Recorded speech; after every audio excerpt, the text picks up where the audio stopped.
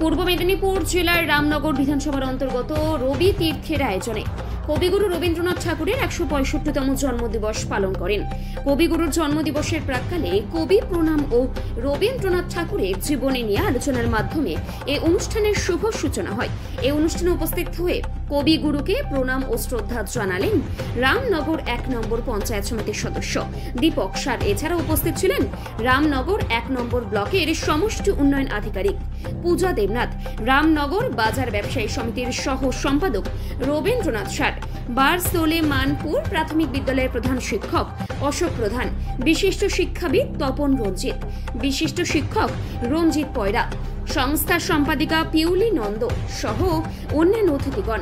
এদিন মাধ্যমিক উচ্চ মাধ্যমিকের কৃতি ছাত্রছাত্রীদের হাতে বিশেষ উপহার তুলে দেন আমন্ত্রিত অতিথিগণ। দাদা, রবি তীর্থের অনুষ্ঠান, রবীন্দ্রনাথের জন্মদিন, একদিকে ঘটনাচক্রে আজকে আপনারও জন্মদিন পালিত হলো, কি বলবেন? আজকের দিনে দাঁড়িয়ে এই মঞ্চে, রবি তীর্থের মঞ্চে আমি সবাইকে, আমার রবি তীর্থের যার সদস্যগণ আছেন প্রত্যেকে আমার আন্তরিক অভিনন্দন, শুভেচ্ছা, ভালোবাসা জানে। আজকে আমার দিনে বাড়তি পাওনা যে তারা আজকে আমার এই জন্মদিনটাকে এইভাবে পালন করতে করেছেন, তাদের জন্য আমি কৃতজ্ঞ।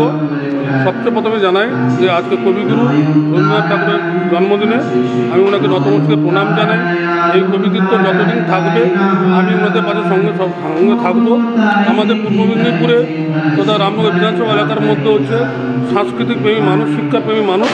রামনগর বিধানসভার মধ্যে পূর্ব মেদিনীপুর হচ্ছে সর্বপ্রথম শিক্ষার দিকে এগিয়ে, তারপর দ্বিতীয় হচ্ছে আপনার হাওড়া, তৃতীয় হচ্ছে আপনার পশ্চিম মেদিনীপুর, এরকম বিভিন্ন কিন্তু প্রথম স্থান অধিকার করেছে রামনগর পূর্ব মেদিনীপুর। তো আমরা গর্বিত, আপ্লুত যেন এইভাবে ছেলেরা, মেয়েরা প্রত্যেকেই শিক্ষার সাথে সাথে, সংস্কৃতির সাথে সাথে মানবিক কাজে ব্রতী হয়ে থাকে। এই আশা রাখবো সবার কাছে, সবার দীর্ঘায়ু করি, তারা শিক্ষা দীক্ষার মধ্যে আরও উজ্জ্বল হোক, আরও বড় জায়গায় পৌঁছতে পারো, এই কামনা করি। এই কবি তীর্থের উত্তরোত্তর স্বীকৃতি করুক। আমি সর্বদা সবসময় ওনাদের পাশে থাকবো, এই অঙ্গীকারে প্রতিকার করতে থাকবো।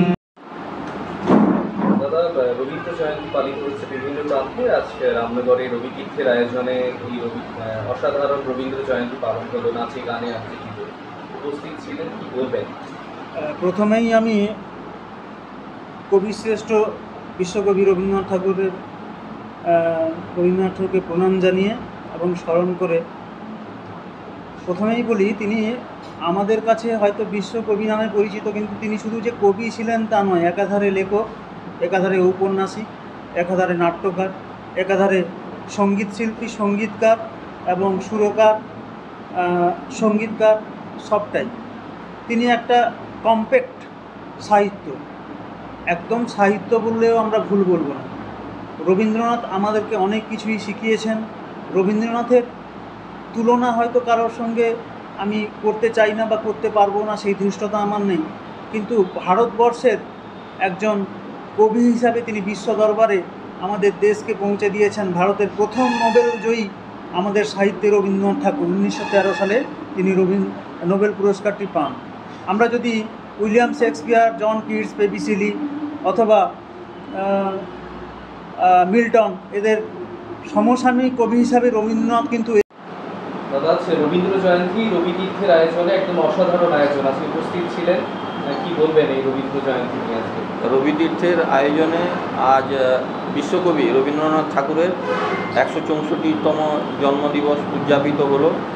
আজকে শুধু আমাদের বাংলায় নয়, সারা ভারতবর্ষে যেখানেই বাঙালি আছেন আজকের এই দিনটি মহাসমারোহে পালিত হচ্ছে। 1861 সালের আজকের দিনেই কলকাতায় দেবেন্দ্রনাথ ঠাকুর ও সারদা দেবীর ঘরে জন্মগ্রহণ করেছিলেন বিশ্বকবি রবীন্দ্রনাথ ঠাকুর। তাই রবীন্দ্রনাথ ঠাকুর একটি ধনী বাঙালি পরিবারে জন্মগ্রহণ করেছিলেন। সাহিত্যের অন্যতম সম্মানিত ব্যক্তিত্ব হয়ে ওঠেন। তার কবিতা, গান, ছোট গল্প এবং উপন্যাস সকলের কাছে প্রশংসিত।